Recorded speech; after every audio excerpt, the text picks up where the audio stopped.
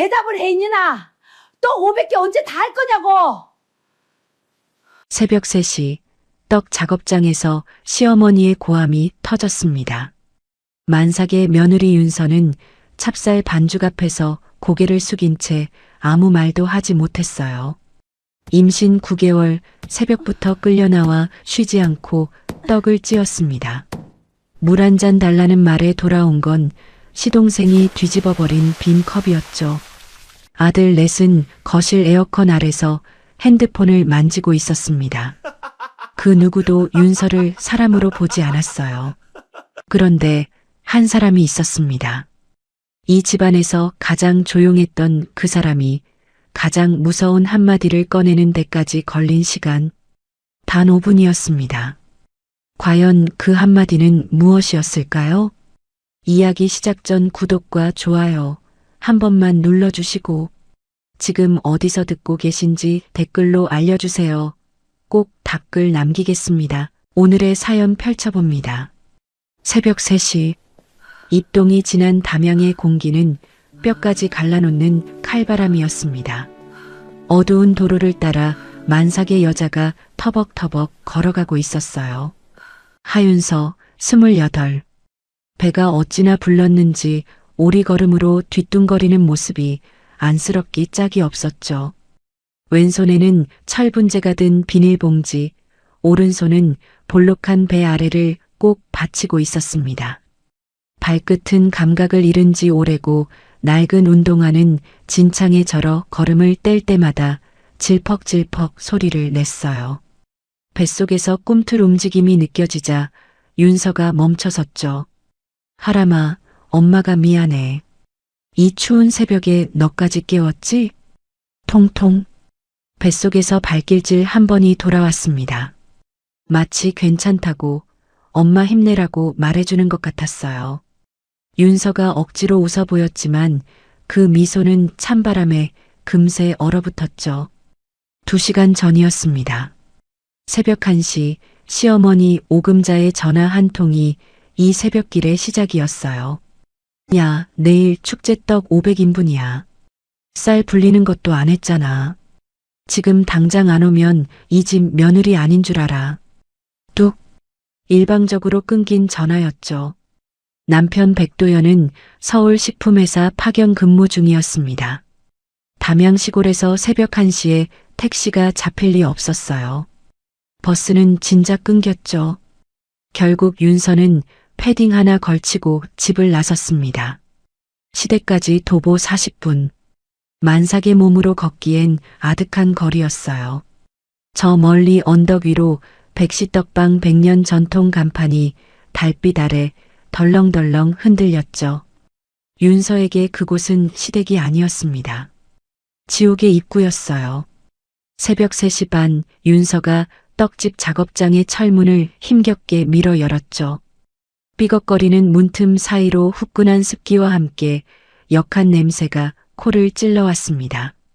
쉰 콩물 냄새와 퀴퀴한 곰팡이 냄새가 뒤섞여 만삭의 위장이 곧바로 뒤집힐 것 같았어요. 입덧은 7개월째에 사라졌다고 생각했는데 이 냄새 앞에서는 소용없었죠. 간신히 헛구역질을 참으며 안으로 들어선 윤서의 눈이 휘둥그레졌습니다. 공간이란 공간은 전부 식재료로 점령당해 있었어요. 찹쌀 포대 12개가 벽에 기대어 쌓여 있었고 팥과 콩과 거피와 대추와 밤이 자루째 바닥을 뒤덮고 있었죠. 발 디딜 틈조차 없는 작업장이 마치 전쟁터의 탄약고처럼 보였습니다. 냉장고 문에 붙은 A4 용지 한 장이 윤서의 시선을 사로잡았어요. 송편 200개, 인절미 50판, 절편 30판, 약식 20kg, 시루떡 15판, 백설기 10판, 경단 300개. 리스트는 A사 한 장을 빼곡하게 채우고도 모자라 뒷면까지 이어져 있었죠. 맨 아래에는 오금자의 뾰족한 글씨가 적혀 있었습니다. 틀리면 죽어. 어머니. 윤서의 손이 파르르 떨렸어요.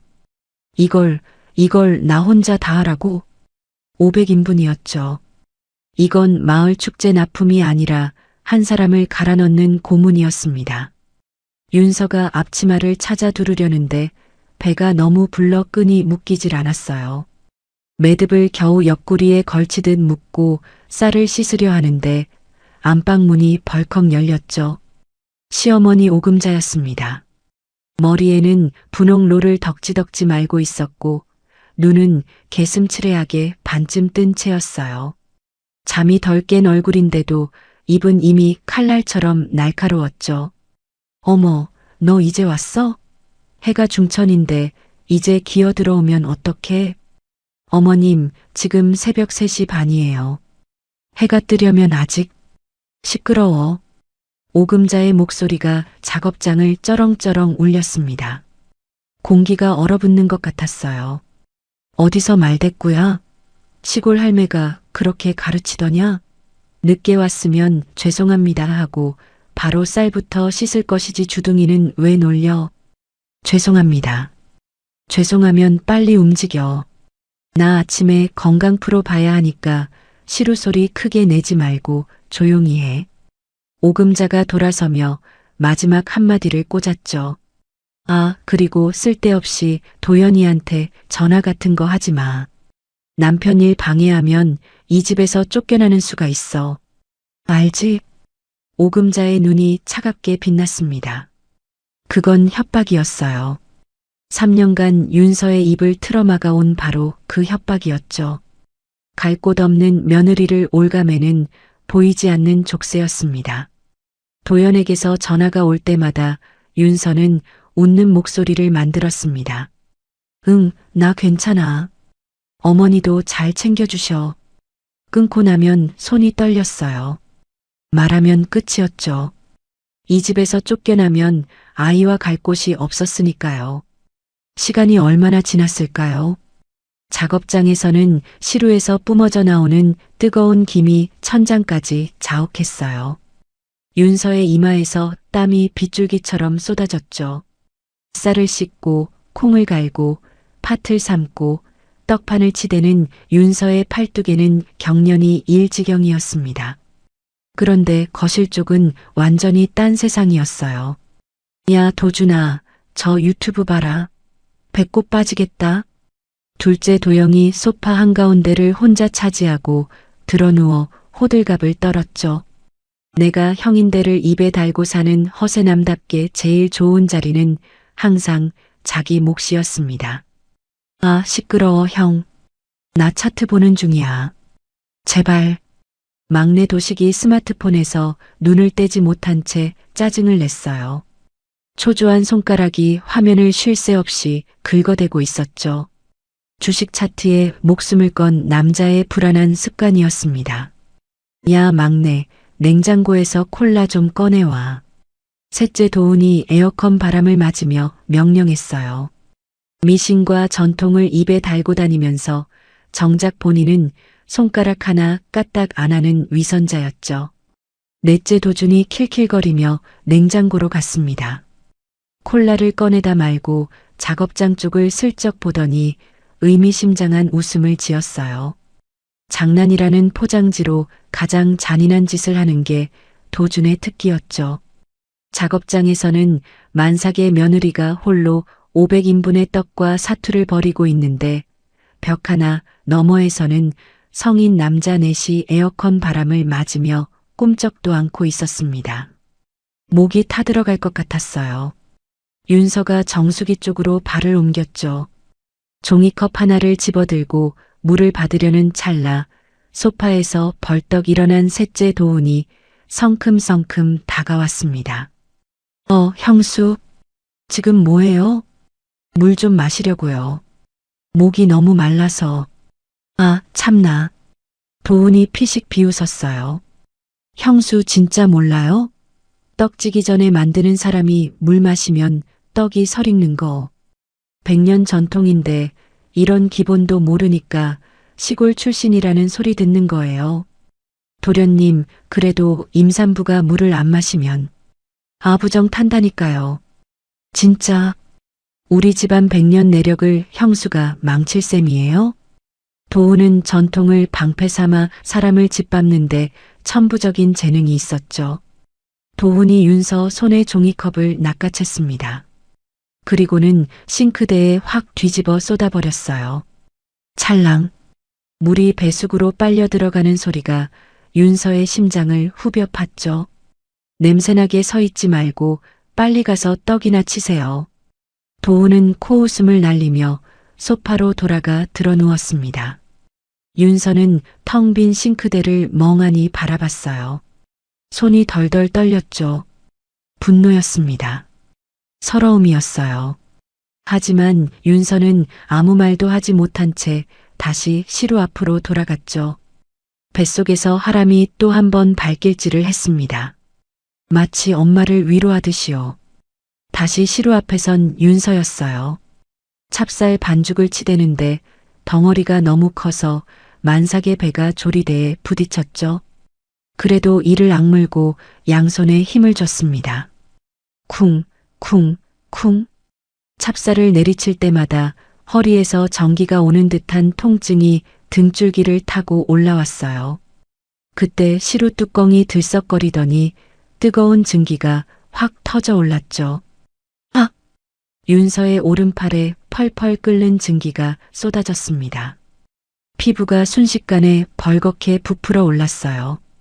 비명을 지른 건 윤서였죠. 그런데 벼락같이 달려온 건 오금자였습니다. 야, 너 지금 뭐 하는 거야? 내 찹쌀. 이 비싼 유기농 찹쌀을 바닥에 다 흘리면 어떡해? 돈이 하늘에서 떨어져? 화상 입은 며느리의 팔은 눈에 들어오지도 않았어요. 짝! 오금자의 매운 손바닥이 윤서의 등짝을 후려쳤죠. 찹쌀값이 네가 산 거 아니라고 막 쓰는구나. 내가 전생에 무슨 죄를 지었길래 저런 걸 며느리로 들여서 이 고생이야. 윤서의 팔은 벌겋게 부어올라 쓰라렸지만 오금자의 눈에는 바닥에 흩어진 찹쌀 알갱이만 보였습니다. 빨리 안 죽고 뭐해? 한 톨도 버리면 안 돼. 윤서는 눈물을 꾹 삼키며 만삭의 배를 안고 쪼그리고 앉았어요. 떨리는 손으로 찹쌀을 한 알 한 알 주워 담았죠. 그 순간 주머니 속 휴대폰이 허벅지를 눌렀습니다. 도연에게 전화하고 싶었어요. 하지만 오금자의 말이 머릿속을 꽉 채웠죠. 남편한테 찡찡대면 이 집에서 쫓겨나. 갈 곳이 없었습니다. 할머니는 돌아가셨고 부모는 처음부터 없었어요. 쫓겨나면 만삭의 몸으로 하람이와 길바닥에 나앉는 것이었죠. 윤서는 휴대폰에서 손을 뗐습니다. 화상 입은 팔 위로 눈물 한 방울이 뚝 떨어졌어요. 그 눈물이 찹쌀 알갱이 위에 맺혀 반짝거렸죠. 하지만 그걸 본 사람은 아무도 없었습니다. 이 집에서 윤서의 눈물 따위는 찹쌀 한 톨보다 가치가 없었어요. 저녁 6시를 가리키는 벽시계였습니다. 윤서가 이 지옥 같은 작업장에 들어선 지 꼬박 15시간째 단 한 번도 앉지 못했어요. 발목은 코끼리 다리처럼 퉁퉁 부어올라 운동화 끈이 살을 파고들었죠. 허리는 부러지기 직전에 나뭇가지처럼 삐걱거렸습니다. 그래도 윤서의 손은 멈추지 않았어요. 시루에서 김이 오르고 떡판이 인절미가 쭉쭉 늘어나고 절편 틀에 반죽이 꾹꾹 눌렸죠. 500인분 중 겨우 절반이었습니다. 배가 돌덩이처럼 딱딱하게 뭉쳐왔어요. 윤서가 조리대를 붙잡고 거칠게 숨을 몰아쉬었죠. 잠시라도 앉아야겠다는 생각에 식탁 의자를 힘겹게 끌어당겼습니다. 엉덩이를 걸치려는 바로 그 찰나였어요. 화당. 누군가 의자를 발로 걷어차 버렸죠. 올려다보니 둘째 도영이 팔짱을 끼고 서 있었습니다. 형수, 제정신이야? 내가 형인데 형도 안 앉았는데 형수가 의자에 앉으면 되나? 자기는 거실 소파 한가운데를 혼자 차지하고 누워있으면서 하는 소리였어요. 도영에게 중요한 건 사실이 아니라 체면이었죠. 아주버님 배가 너무 아파서 잠시만.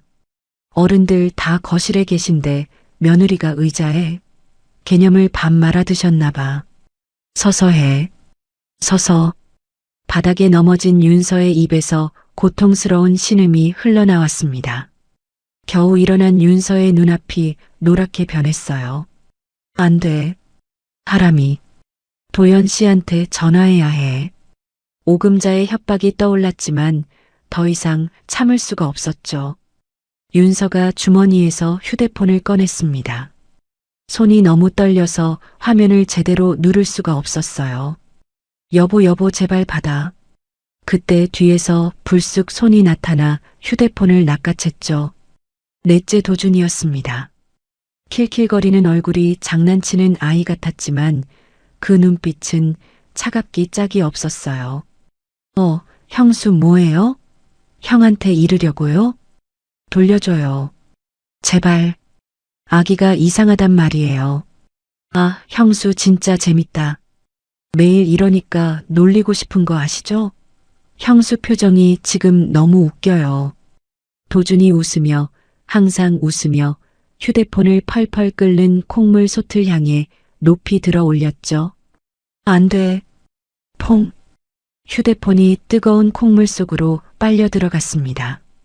윤서가 비명을 지르며 솥 쪽으로 손을 뻗었지만 이미 콩물 밑바닥으로 가라앉은 뒤였어요. 어머 세상에. 내 콩물. 축제 납품용 콩물을 다 망쳤잖아. 안방에서 뛰쳐나온 오금자의 눈에는 가라앉는 휴대폰이 아니라 더럽혀진 콩물만 보였죠. 오금자가 윤서를 밀쳤습니다. 쿵. 윤서가 시루 모서리에 배를 부딪히며 쓰러졌어요. 등이 바닥에 닿는 순간 뒤통수까지 충격이 울려 퍼졌죠. 그 순간이었습니다. 다리 사이로 뜨뜻한 액체가 콸콸 쏟아져 내렸어요. 양수였죠. 그리고 붉은 피가 작업장 타일 바닥을 천천히 그러나 확실하게 적시기 시작했습니다. 어머님 피가. 윤서가 피 묻은 손을 뻗으며 애원했어요. 도와주세요. 아기가 나올 것 같아요. 제발이요. 하지만 오금자는 콩물 손만 들여다보며 발을 동동 굴렀죠. 아오 재수 없어. 축제 납품 콩물을 통째로 버렸잖아. 야, 꾀병 부리지 마. 어디서 징징이야. 당장 안 일어나? 거실에서 시동생들이 우르르 몰려왔습니다. 아 냄새. 피비린내 나잖아. 도영이 코를 막으며 얼굴을 돌렸어요. 형수 때문에 족발 먹을 분위기 다 망쳤네. 도준이 킬킬거렸죠. 도식은 스마트폰에서 눈도 떼지 않고 중얼거렸습니다. 아 미장 마감인데. 형수 징징 소리 때문에 집중이 안 되잖아. 부정 타겠다. 떡지는 날 피를 보면 재수 없어. 도훈이 미신 타령을 늘어놓았어요. 살려줘. 윤서는 뱃속 하람을 감싸주며 마지막 힘을 짜냈죠. 하지만 눈꺼풀이 천근만근 무거워졌습니다. 차가운 바닥의 냉기와 비릿한 피 냄새, 그리고 쉰 콩물 냄새가 뒤섞여 세상이 천천히 멀어져 갔어요. 그때였죠. 어둠 속에서 따뜻한 목소리가 들려왔습니다. 우리 윤서는 떡처럼 찰진 아이야. 할머니였어요. 외할머니 김복순. 부모 없는 윤서를 홀로 키워준 세상에서 유일한 가족이었던 사람이었죠. 시골 부엌에서 가마솥에 떡을 찌며 어린 윤서의 머리를 쓰다듬어 주던 주름진 손이 기억 속에 선명하게 떠올랐습니다. 찰진 떡은 아무리 치대도 끊어지지 않는 법이요. 우리 윤서도 그래. 절대 끊어지면 안 돼. 할머니의 목소리는 따뜻한 시루김처럼 윤서를 감싸 안았어요. 꼭 행복해야 해. 알겠지? 할머니. 의식이 끊어지기 직전 윤서의 손은 배 위를 꼭 감싸쥐고 있었죠. 마지막 남은 힘을 전부 뱃속 하람에게 보내는 것처럼요. 작업장 밖에서는 거센 빗줄기가 기와 지붕을 두들기고 있었습니다. 기익. 날카로운 브레이크 소리와 함께 택시 한 대가 떡집 대문 앞에 급정거했어요. 뒷문이 열리고 튀어나온 건 백도연이었죠. 이마에서 붉은 피가 주르륵 흘러내리고 있었습니다. 빗길에 미끄러져 가드레일을 들이받는 사고를 낸 거였어요. 머리가 찢어지는 고통이 밀려왔지만 도연은 지혈할 생각도 못한 채 대문을 향해 비틀거리며 뛰었죠. 윤서야, 전화는 왜 안 받아? 이상하게 가슴이 두근거리고 불길한 예감이 떠나질 않았습니다. 바로 뒤에 검은색 SUV가 미끄러지듯 들어와 멈췄어요. 백종만이었죠. 수행비서가 우산을 펴들었지만 도연은 아버지를 기다린 겨를도 없이 도어록 비밀번호를 거칠게 눌렀습니다. 삐삐, 철커덕. 현관문이 열리자마자 후끈한 습기와 함께 비릿한 냄새가 코를 후벼 팠어요. 기름 냄새가 아니었죠. 콩물 냄새 사이로 섞여드는 날 것 그대로의 피 냄새였습니다. 도연의 동공이 지진이 난 듯 흔들렸어요. 거실을 지나 작업장으로 뛰어든 도연의 입에서 짐승 같은 비명이 터져나왔죠. 으아, 윤서야. 그곳은 지옥이었습니다. 엎어진 콩물솥, 흩어진 떡 반죽, 그 사이에 쓰러져 있는 아내. 윤서의 하반신은 양수와 피로 흥건하게 젖어 있었어요. 창백하게 질린 얼굴에는 핏기가 하나도 남아있지 않았죠. 윤서야, 정신 차려. 여보. 도연이 윤서를 끌어안고 흔들었지만 고개가 힘없이 툭 떨어질 뿐이었습니다. 뒤따라 들어온 백종만이 작업장 입구에서 멈칫했어요. 평생 산전수전 다 겪은 사람이었지만 눈앞의 참상에 숨이 턱 막혔죠. 그는 곁에 선 수행 비서에게 눈짓을 보냈습니다. 비서가 말없이 품에서 소형 카메라를 꺼내 현장을 기록하기 시작했어요. 그때 오금자가 작업장으로 성큼 들어왔죠. 아니, 이 기집애가 왜 바닥에 자빠져 있어? 시위하냐? 오금자가 윤서의 머리채를 잡으려 손을 뻗는 순간이었습니다. 탁! 도연이 오금자의 손목을 낚아챘어요. 손대지 마. 이글거리는 눈이었죠. 왜 말 안 했어? 우리 윤서한테 이러고 있었으면서. 당신들이 사람이야? 사람이냐고. 도연의 포효가 작업장을 뒤흔들었습니다. 백종만 옹은 떨리는 손으로 휴대폰을 들었어요. 앰뷸런스. 지금 당장. 나지막하지만 천둥 같은 한마디였죠. 요란한 사이렌 소리가 빗소리를 뚫고 담양의 밤하늘을 갈랐습니다. 구급차가 떠난 뒤 집안에는 묘한 정적이 흘렀습니다.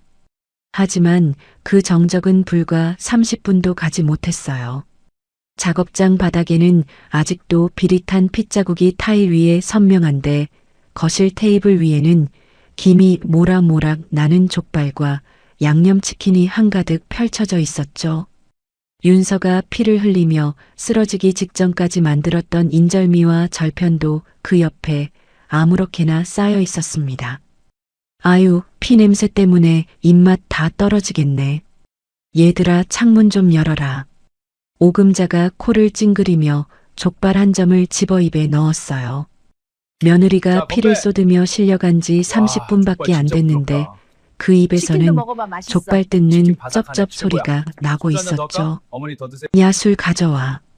형수 때문에 기분이 꿀꿀한데 소주나 한잔하자. 도훈이 전통 타령은 잊은 채 소주를 따랐습니다. 짠. 아, 시원하다. 근데 형은 진짜 재수도 없지. 하필 오늘 사고를 쳐서. 도영이 잔을 홀짝이며 체면 차리듯 혀를 찼어요. 형수도 그래. 배 아프면 미리 병원을 갈 것이지 꼭 떡 만들 때 자빠지냐? 관종이야, 관종. 도준이 킬킬거렸죠. 도식은 한 손에 소주잔, 한 손에 스마트폰을 쥐고 차트를 새로 고침하고 있었습니다. 아, 미장 마이너스 3%야. 씨. 며느리가 죽을 뻔한 날에도 각자의 추악함은 한치도 변하지 않았어요. 백종만 옹은 1인용 가죽 소파에 깊숙이 몸을 묻은 채 그 광경을 지켜보고 있었죠. 눈앞에 저 인간들이 내 아내고 내 자식들이라니. 구역질이 올라왔습니다. 30년간 전국의 떡 행사와 식품 박람회를 돌아다니며 집안을 등한시했던 자신의 죄가 뼈저리게 느껴졌어요. 아내가 며느리를 학대하는 줄도 몰랐고 아들들이 이렇게 썩어가는 줄도 몰랐죠. 내가 괴물들을 키웠구나. 내 손으로. 백종만 옹의 시선이 거실벽 정중앙에 걸린 액자로 향했습니다. 100년짐이 100년의 맛이라는 뜻이었어요. 100년 전통을 자랑하던 이 집안의 가훈이었죠.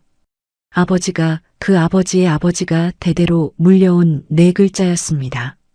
하지만 지금 이 순간 그 네 글자가 자신을 비웃고 있는 것 같았어요. 백종만 옹의 손이 지팡이 손잡이를 움켜쥐었죠. 손마디가 하얗게 질릴 정도로 힘이 들어갔습니다. 그때 천장 구석의 화재 감지기 속에서 작은 렌즈 하나가 번뜩였어요. 이 모든 것을 처음부터 끝까지 기록하고 있었죠. 딩동. 초인종이 울렸습니다.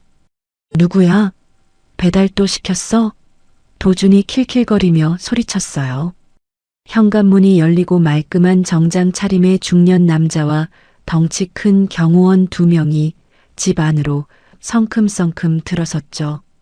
백종만 옹의 고문 변호사 정혜준이었습니다. 아저씨들 누구세요? 누구 맘대로 신발 신고 들어와요? 도준이 비틀거리며 시비를 걸었어요. 정혜준은 대꾸도 없이 거실 한가운데로 걸어와 칠가방을 탁자 위에 내려놓았죠. 그리고 백종만 옹에게 정중히 고개를 숙였습니다. 어르신 지시하신 대로 준비해 왔습니다. 백종만이 천천히 고개를 끄덕였어요. 시작해.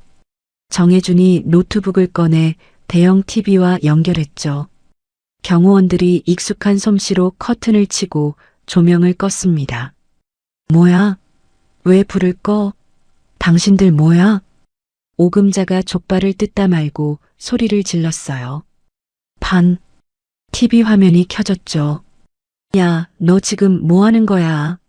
그 비싼 찹쌀을 바닥에 흘려. 화면 속에서 오금자가 만삭의 윤서를 후려치고 있었습니다. 고화질 CCTV 영상이었어요. 윤서의 일그러진 표정, 오금자의 독살스러운 눈빛이 적나라하게 드러났죠. 떡지기 전에 물 마시면 설익는 거 몰라요? 도훈이 윤서의 물컵을 빼앗는 장면이 이어졌습니다. 형수 제정신이야? 내가 형인데 며느리가 의자에 앉아? 도영이 의자를 발로 차는 장면이 재생됐어요. 도준이 웃으며 휴대폰을 콩물솥에 던지는 장면까지 흘러나오자 거실은 찬물을 끼얹은 듯 조용해졌죠. 정혜준이 서류 뭉치를 탁 내려놓았습니다. 이건 며느님 하윤서 씨의 병원 진단서입니다. 전치 8주, 심각한 영양실조, 탈수, 타박상, 화상까지. 이게 사람 몸입니까? 날카로운 목소리가 거실을 갈랐어요. 그리고 이건 오금자 여사님이 지난 5년간 빼돌린 떡집 매출금 횡령 내역서입니다. 총 12억 원. 오금자의 눈이 튀어나올 듯 커졌죠. 마지막으로 막내 백도식 씨의 주식 투자 손실 및 사채 내역. 총 6억 원. 도식의 스마트폰이 손에서 떨어져 바닥에 부딪혔습니다. 정혜준이 품에서 새 서류를 꺼내 낭독하기 시작했어요. 본인 백종만은 사후 본인 명의의 모든 부동산, 떡집 사업권, 현금 자산을 사회에 환원한다. 배우자 오금자 및 자녀에게는 단 한 푼의 유산도 상속하지 않는다. 거실이 얼어붙었죠. 뭐라고요? 오금자가 벌떡 일어났습니다. 전 재산 환원? 여보, 노망 났어? 내가 이 집에서 귀신처럼 살았는데 한 푼도 안 준다고? 아빠 미쳤어. 내 빚은 어떡하고. 도식이 눈을 뒤집으며 소리쳤어요.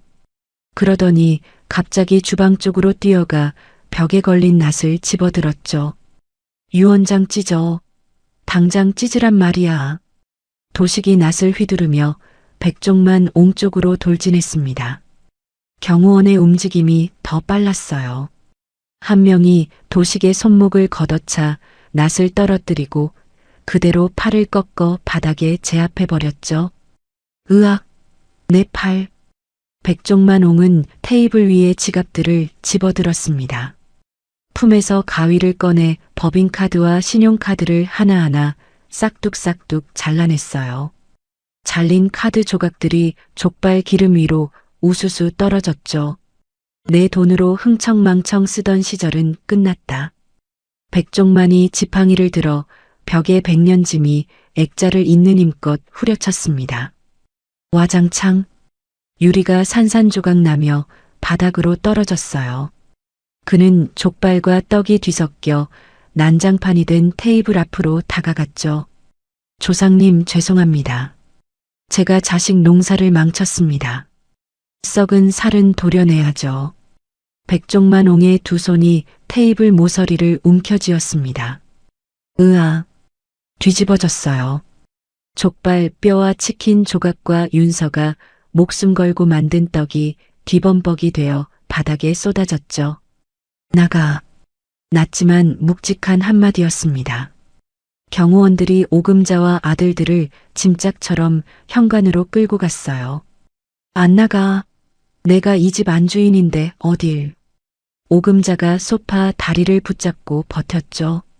안주인? 넌 그냥 도둑년이야.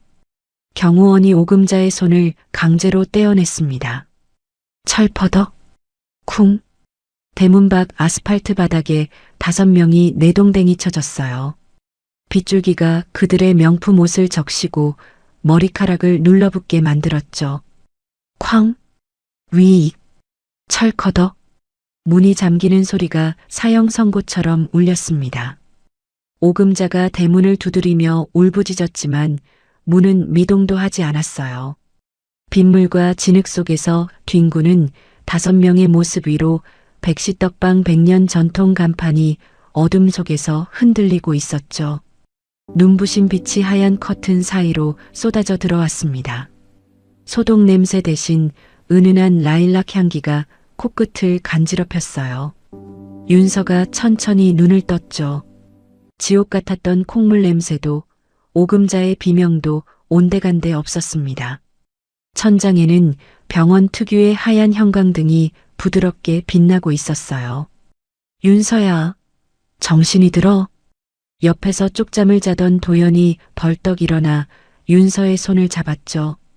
여보 여기 어디야? 하람이는? 윤서가 화들짝 놀라 배를 만졌습니다. 배는 이미 홀쭉해져 있었어요. 공포가 밀려오려는 순간 도연이 부드럽게 웃으며 커튼을 걷었죠. 병실 한쪽에 놓인 투명한 아기 침대. 그 안에서 작은 생명체가 새근새근 잠들어 있었습니다. 예정보다 일찍 나왔지만 인큐베이터 없이도 될 만큼 건강하다고 했어요. 하람아. 윤서가 링거 꽂힌 팔을 뻗었죠. 아이의 발목에는 백하람이라고 새겨진 순금 팔찌가 반짝이고 있었습니다. 아버지가 해주신 거야. 태어나자마자 제일 좋은 걸로 채워줘야 한다고. 도연의 눈시울이 붉어졌어요. 그때 병실 문이 조심스럽게 열렸죠. 백종만이었습니다. 양손 가득 쇼핑백을 든 채 평소에 냉철한 떡명인 포스는 온데간데 없고 어색하게 쭈뼛거리는 할아버지만 서 있었어요.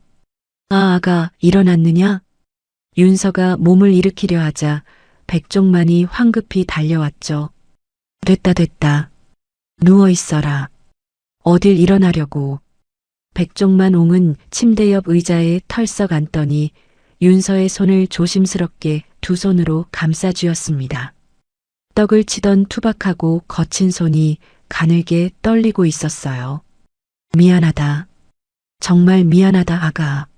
목소리가 갈라졌죠. 이 못난 시아비가 눈뜬 장님이라 널 그 지옥 구덩이에 방치했어. 내가 죄인이다. 내 핏줄 귀한 줄만 알고 남의 귀한 딸 귀한 줄은 몰랐어.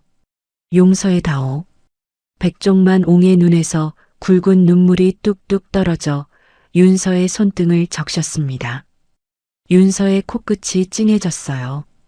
결혼하고 3년 동안 단 한 번도 받아보지 못한 따뜻한 눈빛이었죠. 아버님 괜찮아요. 하람이도 건강하고 시아버지라 부르지 마라. 그냥 아버지라고 불러. 아버지. 윤서가 떨리는 목소리로 부르자 백종만 옹은 아이처럼 환하게 웃었습니다. 일주일 뒤 퇴원한 새 식구가 새 집으로 향했어요. 차창 밖으로 스쳐 지나가는 풍경이 낯설었죠. 여보, 우리 어디 가는 거야? 떡집은 반대편이잖아. 떡집은 팔렸어. 아버지가 그 돈 전부 할머니 이름으로 장학재단에 기부하셨대. 우리는 이제 우리만의 집으로 가는 거야. 차가 도착한 곳은 담양 대나무 숲 초입에 자리 잡은 한옥이었습니다. 고풍스러운 기와지붕 아래 넓은 마당이 펼쳐졌어요. 뒤편으로는 바람에 흔들리는 대나무 숲이 끝없이 이어져 있었죠.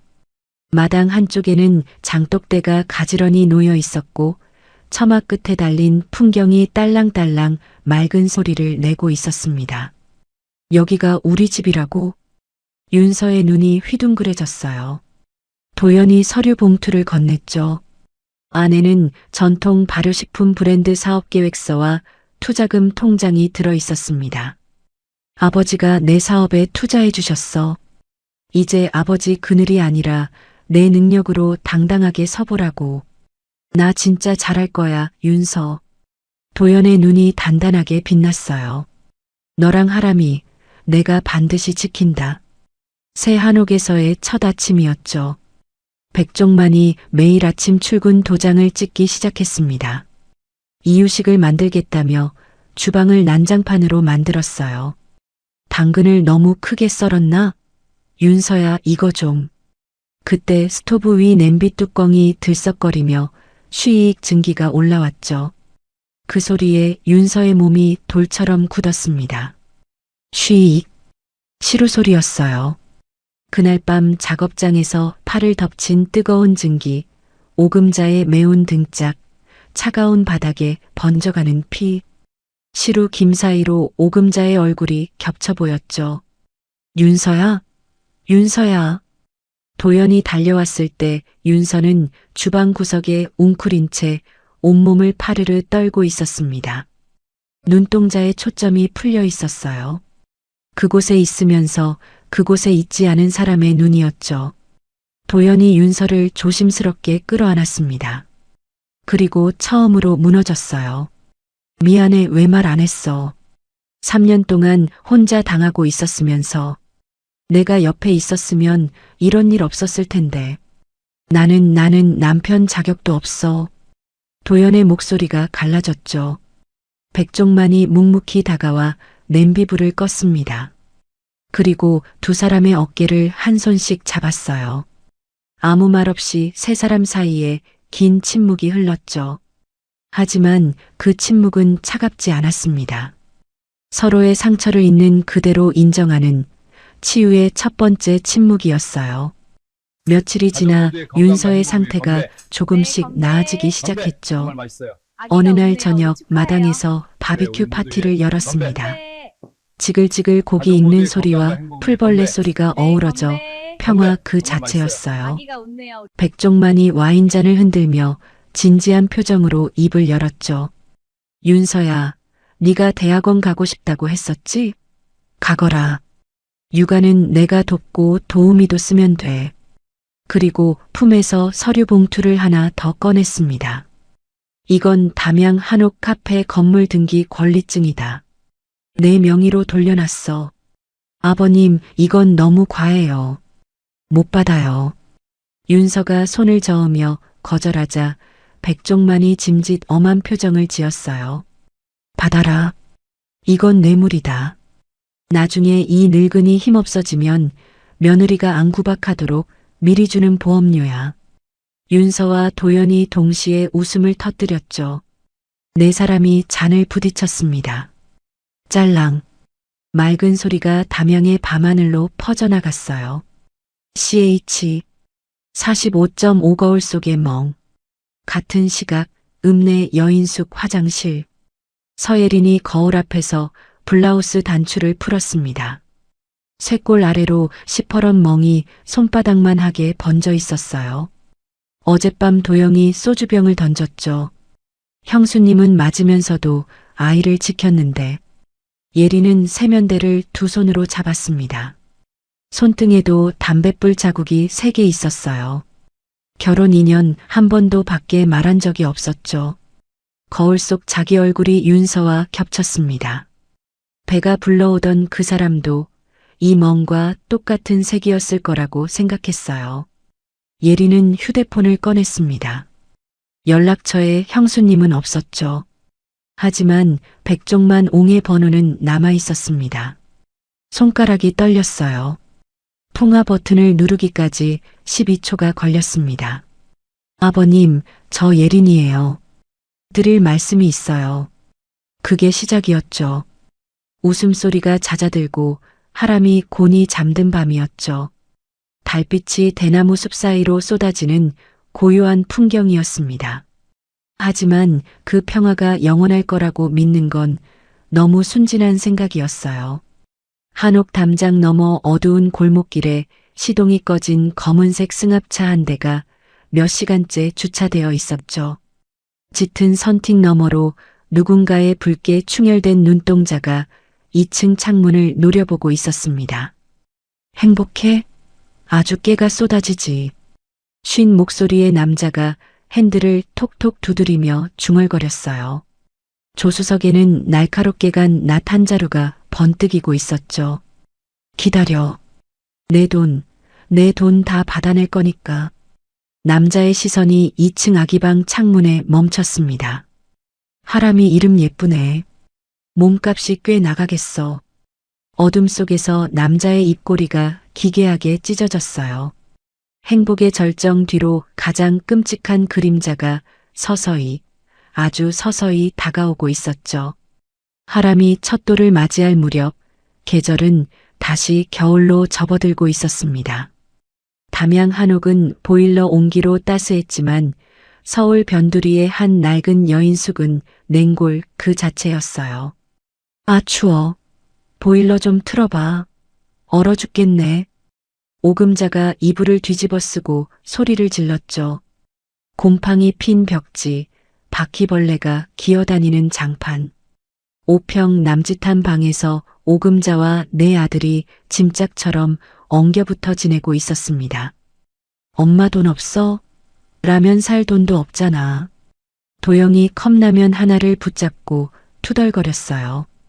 허세남의 자존심은 바닥을 쳤지만 내가 형인데라는 말버릇만은 여전했죠. 내가 백종만 사모님 소리 듣던 여자인데 어쩌다 이 돼지우리에서. 그만 좀 해. 귀에 딱지 않겠어. 구석에 웅크린 막내 도식이 갑자기 벌떡 일어나 소리를 질렀습니다. 충혈된 눈, 벌벌 떨리는 손. 스마트폰 화면에는 빨간 숫자만 가득했어요. 주식 빚에 사채업자까지 붙어 반쯤 미쳐가고 있었죠. 그날 밤 오금자가 몰래 휴대폰을 꺼내 누군가에게 전화를 걸었습니다. 성우 씨? 나야. 전화를 받은 건 차성우였어요. 오금자의 내연남이자 요가 강사를 자칭하는 35살의 남자였죠. 매끈한 외모에 달콤한 말솜씨로 오금자의 지갑을 열게 만든 전문가였습니다. 형수님, 돈 다 떨어졌어요? 큰일이네. 큰일이지. 뭔가 해야 해. 내 돈 내 재산 다 그 며느리년이 꿀꺽했잖아. 차성우가 묘한 미소를 지었어요. 방법이 하나 있긴 해요. 여론전이요. 며느리가 시아버지를 꼬셔서 재산을 가로챈 꽃뱀이라고 언론에 뿌리는 겁니다. 불쌍한 시어머니 이야기에 사람들이 열광하거든요. 오금자의 눈이 번뜩였죠. 여론전 그래, 그거야. 하지만 차성호의 비릿한 미소 뒤에는 오금자조차 모르는 계산이 숨어 있었습니다. 다음 날 서울의 한 허름한 커피숍이었어요. 차성우가 유튜버 김찬혁을 만났죠. 김찬혁은 정의구현TV라는 채널을 운영하는 자칭 시민 기자였습니다. 조회수를 위해서라면 사실 확인 따위는 필요 없는 인간이었어요. 이거 500만 원. 영상 하나만 올려줘요. 시나리오는 제가 줄게. 차성우가 두꺼운 봉투를 테이블 위로 밀었죠. 김찬혁이 봉투를 열어보고 눈이 커졌습니다. 이 정도면 자극적으로 뽑아드리죠. 조회수 보장합니다. 커피숍을 나선 차성우는 즉시 오금자에게 전화를 걸었어요. 형수님, 1천만 원 들었어요. 요즘 유튜버들이 비싸네요. 실제로는 500만 원이었죠. 나머지 500만 원은 차성우의 주머니로 들어갔습니다. 오금자가 떡집에서 빼돌린 12억 중 무려 8억이 이런 식으로 이 기생충 같은 남자에게 빨려 들어간 것이었어요. 오금자는 속고 있었죠. 하지만 그건 동정받을 이유가 되지 못했습니다. 며칠 뒤 인터넷이 발칵 뒤집혔어요. 충격. 떡명가 며느리 시아버지 유혹해 300억 가로채. 폐륜 며느리의 실체 시어머니와 시동생을 거리로 내쫓은 악녀. 정의구현TV의 자극적인 영상이 조회수 100만을 돌파했죠. 영상 속에는 모자이크 처리된 오금자가 나와 눈물을 훔치고 있었습니다. 윤서의 한옥 카페 SNS는 악플로 도배됐어요. 그리고 카페 앞에 사람들이 몰려왔죠. 꽃뱀년이다. 퍼! 퍼! 날달걀과 밀가루가 윤서에게 쏟아졌습니다. 고급 정장이 순식간에 계란 범벅이 되었어요. 오금자가 일당을 주고 동원한 사람들과 유튜브를 맹신하는 추종자들이 윤서를 애워싸고 욕설을 퍼부었죠. 경호원들이 윤서를 감싸 차에 태웠습니다. 차 안에서 윤서는 달걀물을 닦지도 못한 채 주먹을 꽉 쥐었어요. 참지 않을 거야. 이번엔 내가 끝낸다. 약하기만 했던 며느리의 눈빛이 달라지고 있었죠. 그날 밤 윤서의 휴대폰이 울렸습니다. 발신자는 서예린이었어요. 둘째 시동생 백도영의 아내였죠. 언니 나야 예린이. 예린 씨? 지금 무슨 용건이에요? 경계하는 윤서의 목소리에 예린이 울먹였습니다. 언니 사실 나 시어머니한테 협박당하고 있어. 언니네 집 보안 정보를 빼돌리래. 안 하면 도영이가 나한테 언니도 알잖아. 그 집 남자들이 어떤 사람들인지. 전화기 너머로 흐느끼는 소리가 들렸어요. 제발 도와줘. 나도 이 지옥에서 나가고 싶어. 진심일까, 함정일까? 윤서는 판단할 수 없었죠.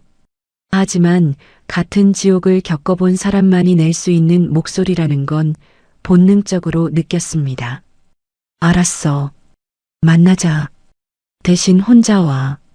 같은 시각 여인숙에서 도식이 미친 듯이 서성거리고 있었어요. 50억이 필요해. 사채 형님들이 내일까지 안 갚으면 손모가지를 날린대. 도식이 머리를 쥐어뜯으며 괴로워했죠. 그러니까 받아내야지. 하람이를 데려오면 돼. 뭐, 납치라도 하겠다는 거야? 납치가 아니라 가족 상봉이지. 할아버지가 손주 몸값으로 50억 안 내놓겠어? 형제들이 침을 꿀꺽 삼켰습니다. 그날 밤 도연의 휴대폰으로 발신 표시 제한 전화가 걸려왔어요. 형, 긴 말 안 할게. 50억 준비해. 현금으로. 미친놈. 네가 받을 돈이 어디 있어? 돈이 없다? 그럼 하람이 몸값은 어떡하지? 손가락 하나당 1억씩 쳐줄게. 10손가락이면 10억이네. 도연의 얼굴이 흑빛으로 변했죠. 내일 밤까지 준비 안 하면 하람이가 어떻게 되는지 기대해. 뚝 끊어진 전화였습니다. 도연은 잠든 하람의 방으로 가서 아이의 작은 손을 한참 바라보았어요. 이 손을 지키기 위해서라면 무엇이든 할 것이었죠. 다음 날 밤 비가 추적추적 내리는 음산한 날씨였습니다. 백종만옹은 도연의 보고를 받자마자 국내 최고의 사설 경호팀을 한옥 주변에 배치시켰어요. 개미 새끼 한 마리도 얼씬 못하게 해. 놈이 나타나면 즉시 제압한다. 한옥 2층 침실에서 윤서가 하람을 안고 자장가를 부르고 있었죠. 자장자장, 우리 하람. 엄마가 지켜줄게. 하지만 자장가 속에 섞인 윤서의 목소리는 미세하게 떨리고 있었습니다. 도연은 거실에서 골프채를 옆에 놓고 현관을 지켰어요. 서울에서 아내가 쓰러질 때 수백 킬로미터 밖에 있었던 무력감이 뼛속까지 새겨져 있었죠. 이번에는 달랐습니다. 도연의 눈에는 여기서 한 발짝도 물러서지 않겠다는 결기가 서려 있었어요. 시계가 밤 11시를 가리켰죠. 빗소리만 요란한 고요한 밤이었습니다. 모두가 숨죽인 그 순간이었어요. 쾅! 굉음과 함께 한옥의 나무 대문이 산산조각 났죠. 훔친 경운기 한 대가 마당으로 돌진해 들어왔습니다. 장독대가 와르르 쓰러지며 백종만이 아끼던 된장 항아리가 깨져나갔어요. 검은 된장이 빗물에 섞여 마당 위로 퍼져나갔죠. 경운기에서 뛰어내린 건 백도식이었습니다. 눈이 완전히 뒤집혀 있었어요. 한 손에는 날카롭게 간 낫이 들려 있었죠. 비에 젖은 머리카락이 이마에 들러붙어 광기 어린 얼굴을 더욱 흉측하게 만들었습니다. 나와. 돈 내놔. 내 돈 내놓으란 말이야. 도식이 광견병 걸린 짐승처럼 소리를 지르며 현관으로 돌진했어요. 쾅! 쾅! 쾅! 낫으로 현관문을 내리찍는 소리가 집 안 전체를 공포로 몰아넣었죠. 윤서, 하람이 데리고 빨리 2층으로, 패닉룸으로 가. 도연이 골프채를 들고 소리쳤습니다. 안 돼. 같이 가. 당신 다쳐. 하람이 지켜야지. 어서. 윤서가 울면서 하람을 품에 안고 2층으로 뛰었어요. 아래층에서 거실 유리창이 깨지는 소리가 들렸죠. 와장창. 창문을 뚫고 들어온 도식과 도연이 맞닥뜨렸습니다. 도연이 골프채를 두 손으로 움켜쥐고 앞을 가로막았어요. 비켜 형. 나 죽게 생겼다고. 내 가족 건드리면 너부터 죽어. 도연이 이를 악물고 골프채를 내리쳤죠. 도식의 어깨를 정확히 가격했습니다.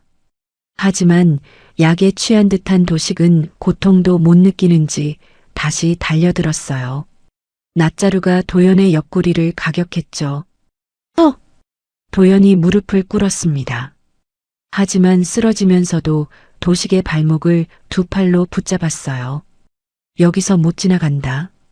서울에서의 무력감을 다시는 느끼지 않겠다는 각오였죠. 도연의 팔에 핏줄이 터질 듯 힘이 들어갔습니다. 윤서가 안방 드레스룸 안쪽의 패닉룸에 뛰어들어 문을 잠갔어요. 백종만이 만약을 대비해 설치한 강철 방이었죠.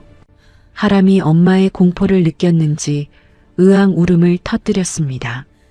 쉿 하람아. 괜찮아. 엄마가 지켜줄게. 엄마가 여기 있어. 윤서가 하람의 귀를 두 손으로 막고 눈물을 삼켰어요. 쾅! 강철문이 요란하게 울렸죠. 도연의 발목을 뿌리치고 올라온 도식이었습니다. 문 열어. 이년아. 내 때문에 내 인생 망했어. 열어. 낫이 강철문을 내리찍는 소리가 귀를 찢었어요. 쾅! 쾅! 쾅!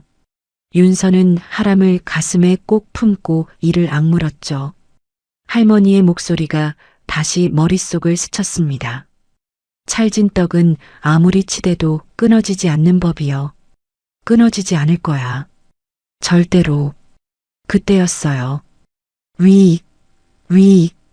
집 전체에 붉은 사이렌이 울리며 경광등이 번쩍였죠. 동작 그만. 무기 버려. 2층 창문이 깨지며 로프를 탄 특수 경호원들이 돌입했습니다. 동시에 1층에서도 경찰 특공대가 계단을 뛰어 올라왔어요. 다 죽여버릴 거야. 도식이 낫을 미친 듯이 휘둘렀죠. 비직. 경호원이 테이저를 발사했습니다. 으악. 강력한 전류에 도식이 낫을 떨어뜨리고 바닥에 쓰러져 부들부들 떨었어요. 입에서 거품을 물면서도 중얼거렸죠. 돈 내 돈 50억. 수갑이 채워졌습니다. 뒤늦게 도착한 백종만이 끌려가는 도식을 바라봤어요. 퍽! 지팡이가 정강이를 정확히 가격했죠. 넌 내 아들이 아니다. 오늘부터 남이야. 한마디가 낫보다 날카로웠습니다. 패닉룸 문이 열렸어요. 눈물 범벅이 된 윤서가 하람을 안고 뛰쳐나왔죠. 여보. 비틀거리며 올라온 도연이 두 사람을 끌어안았습니다. 옆구리를 맞았지만 도연은 서 있었어요. 서울에서처럼 수백 킬로미터 밖에서 달려온 게 아니라 이번에는 바로 이 자리에서 피를 흘려가며 싸웠죠. 미안해, 늦어서. 아니야. 당신이 막아줬잖아. 세 식구가 부둥켜 안은 채 한참을 떨었습니다. 이윽고 윤서가 도연의 품에서 고개를 들었어요.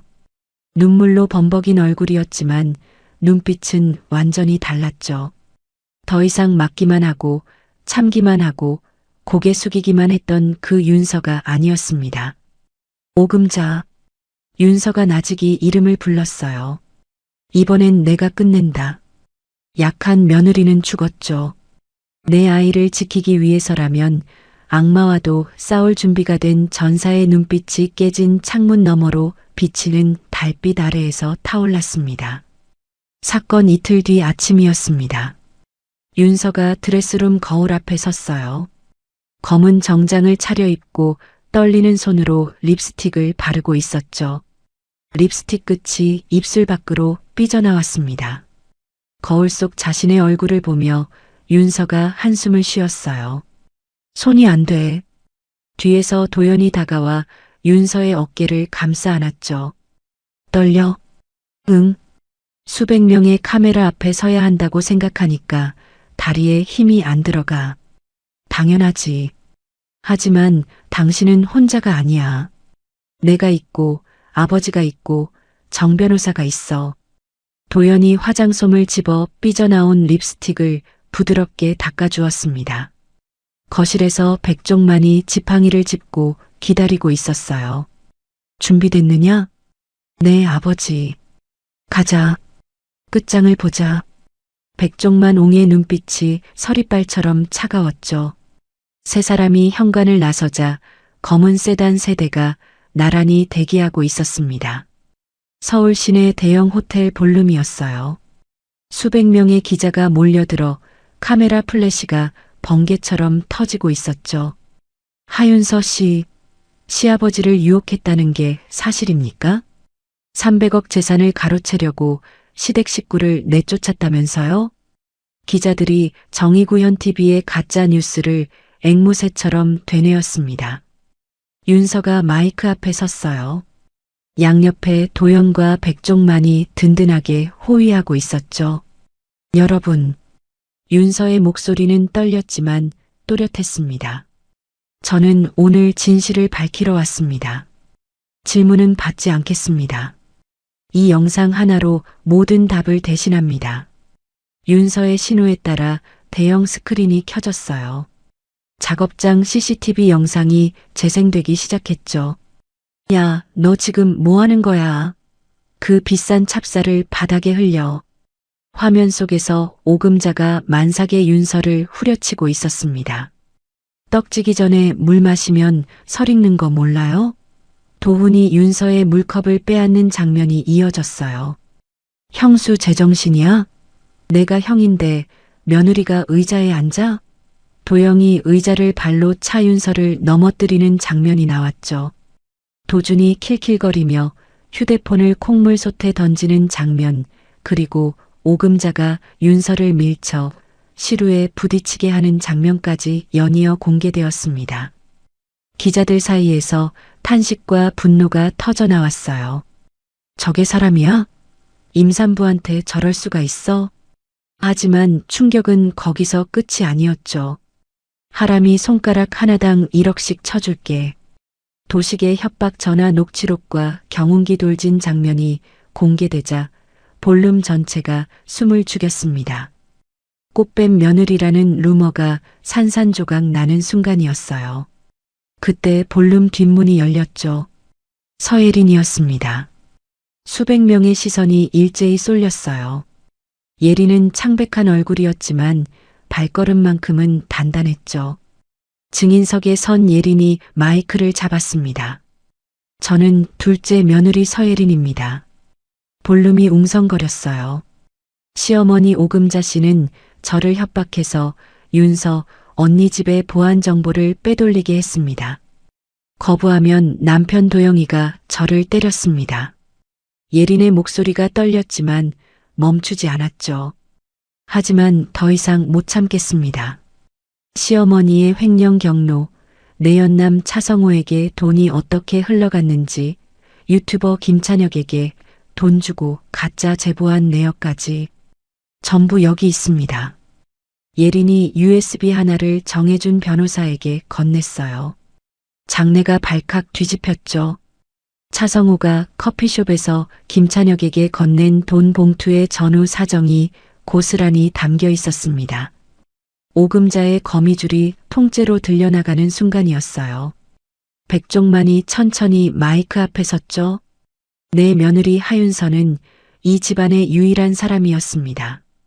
낮지만 천둥 같은 목소리였습니다. 나머지는 짐승이었습니다. 아내를 포함해서 기자들의 플래시가 미친 듯이 터졌어요. 본인 백종만은 전 재산을 걸고 법적 싸움을 시작할 것입니다. 그 어떤 합의도 용서도 없습니다. 백종만 옹의 눈빛은 얼음장 그 자체였죠. 마지막으로 윤서가 마이크를 잡았습니다. 저는 3년간 참았습니다. 맞아도 참고 굶어도 참고 모욕당해도 참았어요. 윤서의 눈에 눈물이 맺혔죠.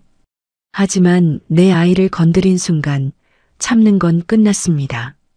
정적이 흐르더니 볼륨에서 박수가 터져나왔습니다. 회견이 끝나기도 전에 인터넷 여론이 180도 뒤집혔어요. 시댁이 아니라 조폭이었네. 오금자 감옥 보내라. 정의구현TV 가짜뉴스 유포 고소해야. 실시간 검색어 1위부터 10위까지 전부 이 사건으로 도배되었죠. 같은 시각 서울 변두리 여인숙에서 오금자가 작은 TV 화면을 바라보고 있었습니다. 화면 속에서 자신의 학대 장면이 반복 재생되고 있었어요. 윤서를 후려치는 자기 모습, 콩물 걱정만 하는 자기 얼굴이 전국에 송출되고 있었죠. 오금자의 얼굴이 창백하게 질려갔습니다. 손에 들린 컵라면이 바닥으로 떨어져 국물이 장판 위로 흘러내렸어요. 끝났어, 다 끝났어. 오금자가 무릎을 꿇고 주저앉았죠. 하지만 진짜 끝은 아직 시작도 하지 않았습니다. 법의 심판이 기다리고 있었어요. 기자회견 다음 날 새벽이었습니다. 쾅, 쾅, 쾅. 문 열어. 경찰입니다. 여인숙 문이 부서져라 열리고 형사들이 들이닥쳤어요. 오금자 씨, 당신을 명예훼손, 무고, 횡령 및 가정학대 혐의로 긴급 체포합니다.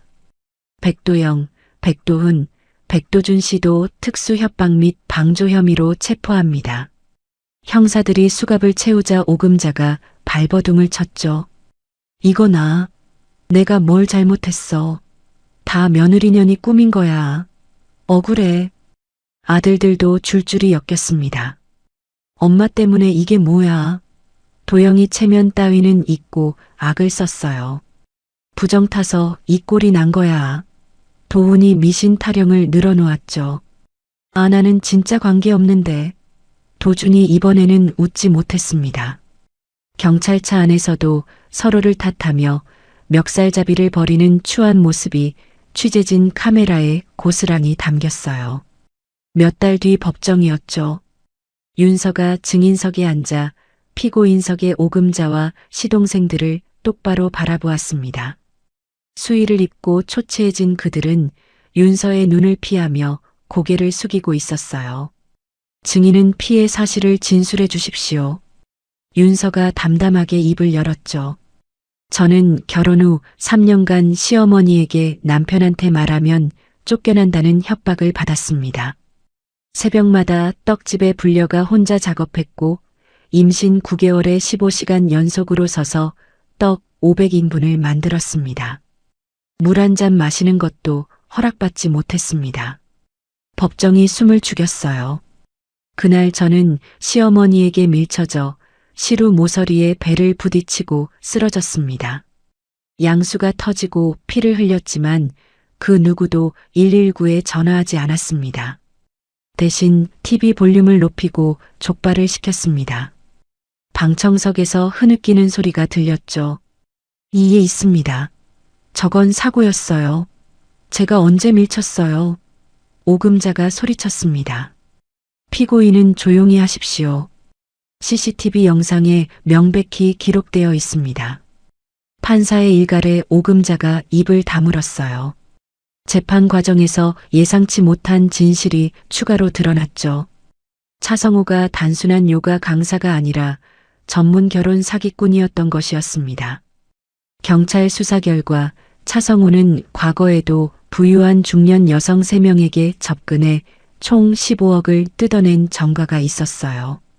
오금자가 떡집에서 빼돌린 12억 원 중 무려 8억을 차성호가 가짜 투자 명목으로 빼먹었죠. O-3에서 유튜버에게 건넨 500만 원도 원래는 1천만 원이라고 오금자에게 보고했던 것처럼 모든 거래에서 차성호는 절반 이상을 가로챘습니다. 오금자 역시 속은 피해자인 셈이었어요. 하지만 판사는 냉정했죠. 피고인 오금자가 내연남에게 사기를 당한 것은 별개의 사안입니다. 그것이 며느리에 대한 학대를 정당화할 수 없습니다. 법정에서 오금자와 차성호가 서로를 향해 악을 쓰는 장면은 막장 중의 막장이었습니다. 차성호, 이 사기꾼, 내 돈 돌려내.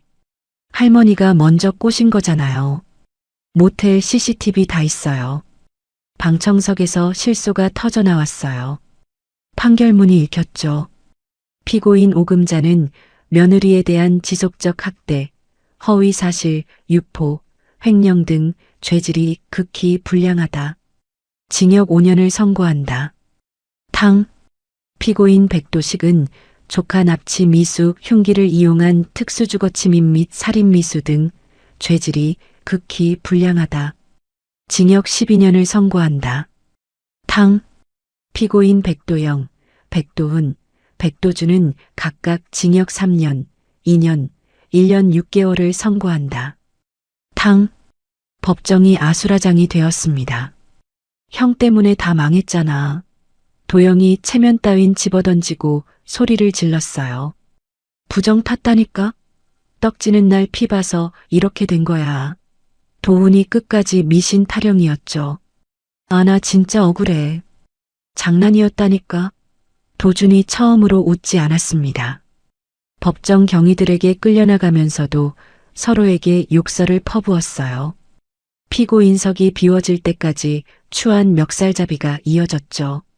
형이 확정되자마자 백종만 옹의 법무팀이 귀신같이 움직였습니다. 집행관입니다. 압류 집행하겠습니다. 오금자가 숨겨둔 차명 계좌, 친구 집에 맡겨둔 명품 가방, 도영이 와이프 몰래 빼돌린 반지, 도식이 숨겨둔 코인 지갑까지 바닥을 탈탈 털어 모조리 압류했어요. 그리고 백종만 옹은 재계 인맥을 총동원했죠. 내 이름을 걸고 부탁하네. 저놈들 출소하면 그 어떤 곳에서도 발붙이지 못하게 해주게. 알바 자리 하나도 주지 마. 잔인한 거 아닙니까? 누군가 묻자 백종만이 차갑게 대답했습니다. 잔인? 내 며느리가 흘린 피에 비하면 이건 자선사업이야. 놈들이 출소해서 껌도 못 사먹게 만들 거야. 대한민국에서 백종만의 블랙리스트에 오르면 할 수 있는 건 아무것도 없었어요. 그들은 감옥에서 나와도 영원히 사회의 밑바닥을 기어다닐 운명이었죠.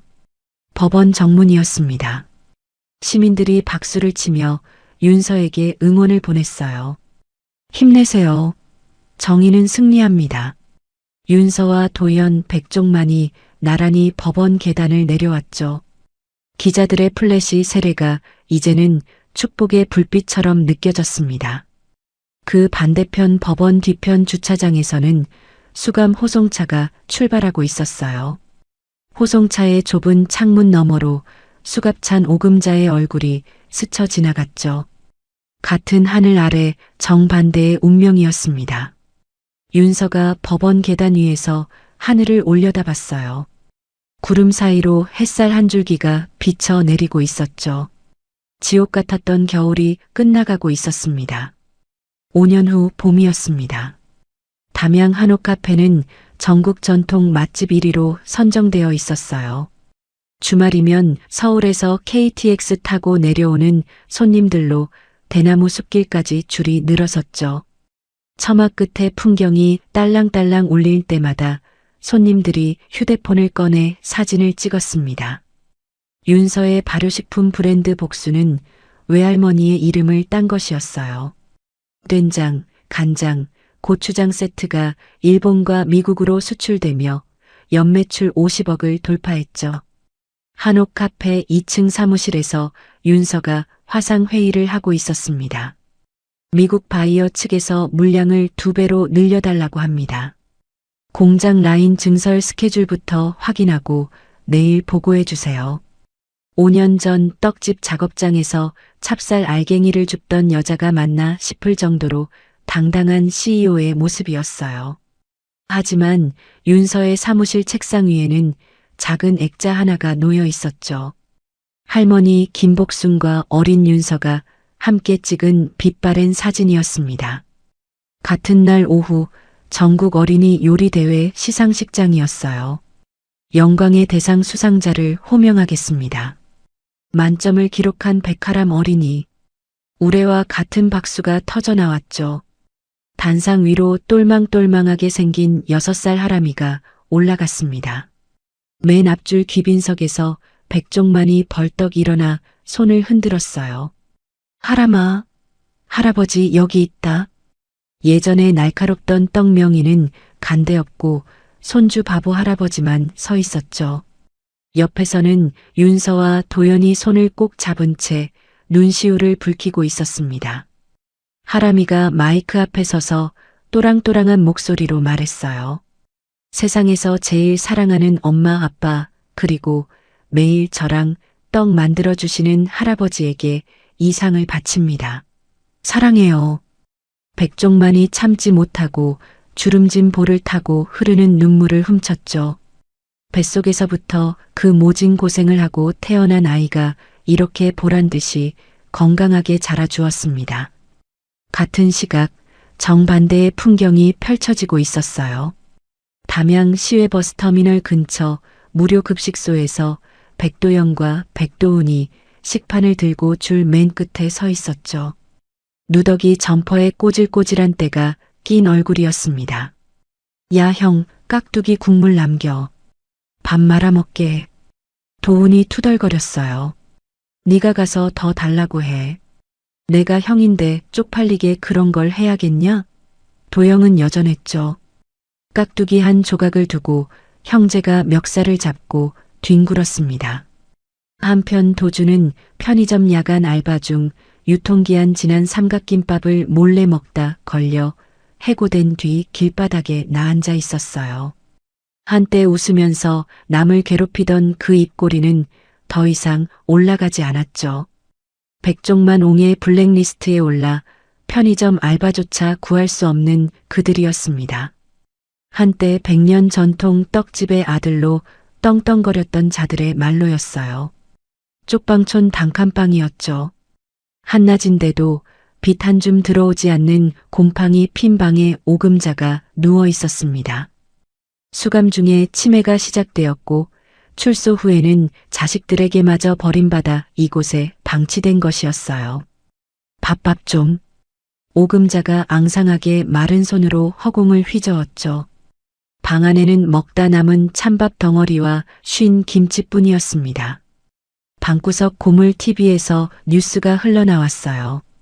오늘 어린이 요리 대회에서 대상을 받은 백하람 군의 소감입니다. 화면에 하람의 환한 미소, 그 뒤에서 박수치는 윤서와 도연과 백종만, 옹의 모습이 잡혔죠. 오금자의 흐릿한 눈동자가 순간 커졌습니다. 저거 내 손주 내 아들. 기억이 오락가락하면서도 본능적으로 알아본 걸까요? 아니면 뼈저린 후회가 뇌리에 박힌 걸까요? 내가 떡질게, 내가 떡 다 찔게.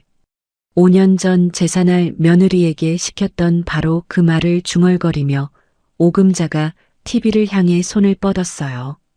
하지만 아무도 대답하는 이는 없었죠. 담양 한옥 카페 디저트 코너에서 서예린이 찹쌀 경단을 빚고 있었습니다. 법정 증언 후 도영과 이혼한 예린은 윤서의 도움으로 이곳에서 새 출발을 했어요. 처음에는 경단 하나 빚는 것도 서툴렀지만 지금은 단골 손님이 예린의 경단만 찾아올 정도가 됐죠. 언니, 오늘 경단 반죽 잘 된 것 같아. 예린아, 그때 용기 내줘서 정말 고마워. 네가 증인석에 안 섰으면 지금 이 자리 없었어. 윤서가 예린의 손을 잡았습니다. 나야말로 언니가 손 내밀어줘서 살았지. 그 집에서 혼자 썩어갈 뻔했어. 두 여자는 마주보며 웃었어요. 같은 지옥을 겪은 사람만이 나눌 수 있는 연대의 미소였죠. 카페 창문 너머로 대나무 숲이 바람에 흔들리고 두 사람의 웃음소리가 경단의 달콤한 향기와 함께 퍼져나갔습니다. 윤서가 쪽방촌 골목에 서 있었어요. 곰팡이 핀 방 안의 오금자는 몇 달 사이에 10년은 늙어버린 듯 쭈글쭈글해져 있었죠. 윤서야 아가, 내가 잘못했다. 나 좀 데려가 다오. 여기 먹을 게 없어. 냄새나고 추워. 오금자가 마른 손을 내밀며 애원했습니다. 어머님. 윤서는 차가운 눈으로 그녀를 바라봤어요. 밥이 맛없으세요? 제가 만삭에 500인분 떡 만들면서 물 한 잔 못 마시던 거 기억하세요? 그때 어머님이 족발 드시면서 웃으셨잖아요. 오금자가 입을 열었지만 아무 말도 나오지 않았죠. 맛없는 밥 드시면서 평생 반성하세요. 이게 마지막입니다. 윤서가 자리에서 일어났습니다. 윤서야, 제발 돈 좀 1억만이라도. 쾅! 윤서는 쪽방촌 골목을 빠져나오며 깊게 숨을 들이마셨죠.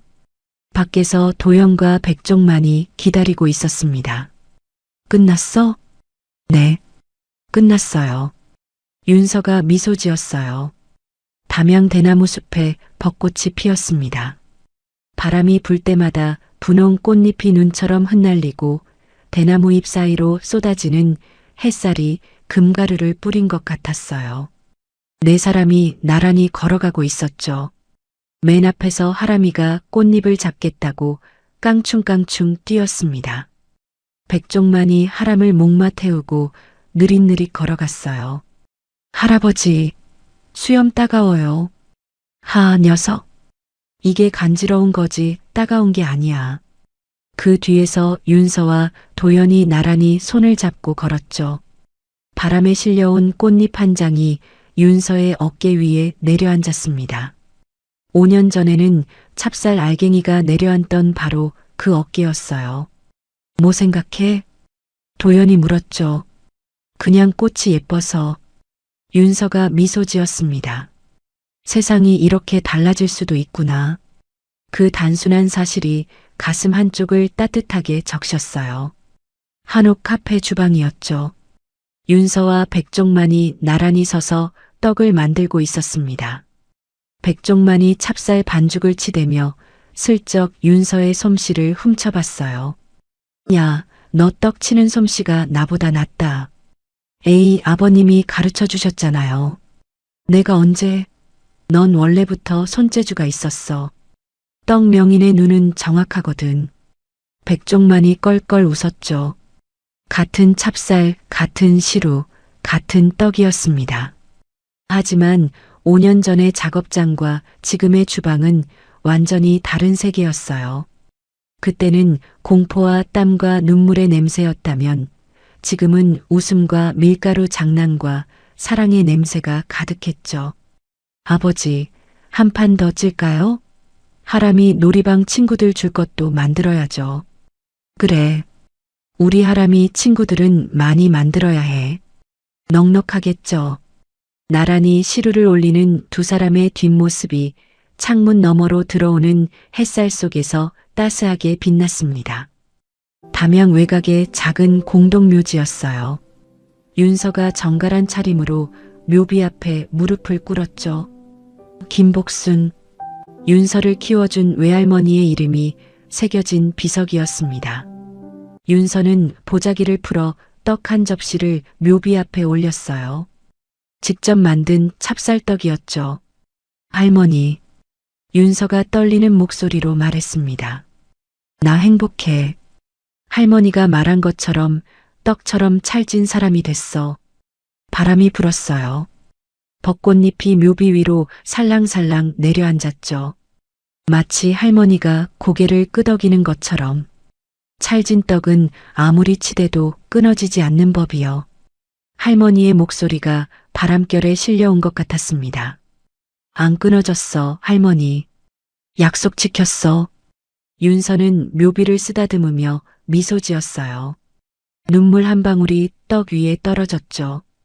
그 눈물은 5년 전 찹쌀 위에 떨어졌던 것과 같은 눈물이었지만 의미는 완전히 달랐습니다. 한옥 카페 마당이었어요. 벚꽃이 만개한 배경 앞에 네 식구가 나란히 섰죠. 자, 찍습니다. 김치, 찰칵. 사진 속 네 사람의 미소가 벚꽃보다 환하게 빛났습니다. 와, 사진 잘 나왔다. 하람이가 카메라 화면을 보며 방방 뛰었어요. 윤서가 사진을 들여다봤죠. 피 한 방울 섞이지 않았지만 세상에서 가장 따뜻한 울타리였습니다. 보육원도 아니고 시댁도 아닌 진짜 가족이 여기 있었어요. 사랑해요, 우리 가족. 윤서가 사진을 가슴에 품으며 속삭였죠. 같은 시각이었습니다. 서울 변두리 쪽방촌 단칸방에 오금자가 웅크리고 있었어요. 추워 밥 좀. 출소 후 치매가 깊어진 오금자를 찾아오는 사람은 아무도 없었죠. 아들들은 자기 밥 먹기도 바빴고 내연남 차성호는 감옥에 있었습니다. 오금자의 손에는 찢어진 가족사진 한 장이 쥐어져 있었어요. 사진 속에는 젊은 시절의 백종만 그리고 어린 아들들이 웃고 있었죠. 행복했던 시절이 분명히 있었습니다. 하지만 욕심과 허영이 그 모든 걸 갈아먹었어요. 여보 애들아 미안해. 오금자의 중얼거림이 점점 작아졌죠. 다음 날 아침 복지사가 문을 열었을 때 오금자는 차갑게 식어 있었습니다. 손에 쥔 가족 사진만이 마지막까지 놓지 못한 미련이었어요. 차가운 겨울을 견딘 나무만이 가장 아름다운 꽃을 피운다고 하죠. 윤서는 그 겨울을 견뎠습니다. 쉰 콩물 냄새 속에서 펄펄 끓는 시루 앞에서 차가운 작업장 바닥에서 수없이 치대지고 눌리고 짓밟혀도 끊어지지 않았어요. 할머니가 말한 것처럼 찰진 떡이 되었죠. 뿌린 대로 거두는 세상입니다. 남을 짓밟았던 자들은 가장 낮은 곳에서 가장 차가운 최후를 맞았어요. 남을 살렸던 사람은 가장 따뜻한 봄날 아래에서 웃고 있었죠. 지금 힘든 시간을 보내고 계신 분이 있다면 믿으셨으면 좋겠습니다. 반드시 봄은 옵니다. 벚꽃길 위로 네 식구의 웃음소리가 바람에 실려 퍼져나갔어요. 그 소리는 대나무 숲을 지나 논뚝길을 지나 윤서가 만삭의 배를 안고 걸었던 그 새벽 국도까지 닿았죠. 이제 그 길 위에는 칼바람 대신 꽃바람이 불고 있었습니다. 윤서는 특별한 사람이 아니었습니다. 그저 아이를 지키고 싶었던 평범한 엄마였어요.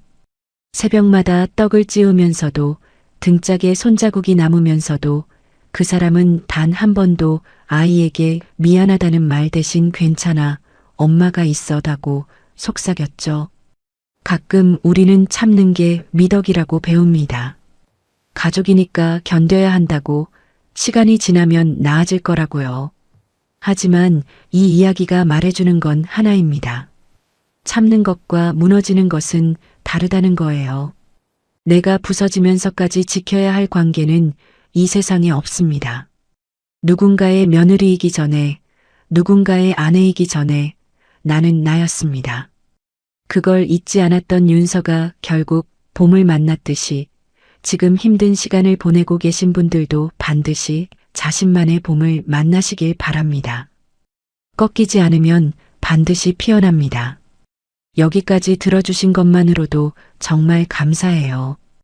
혹시 공감되신 부분이 있으셨다면 댓글로 한마디 남겨주시면 정말 큰 힘이 됩니다. 감사합니다.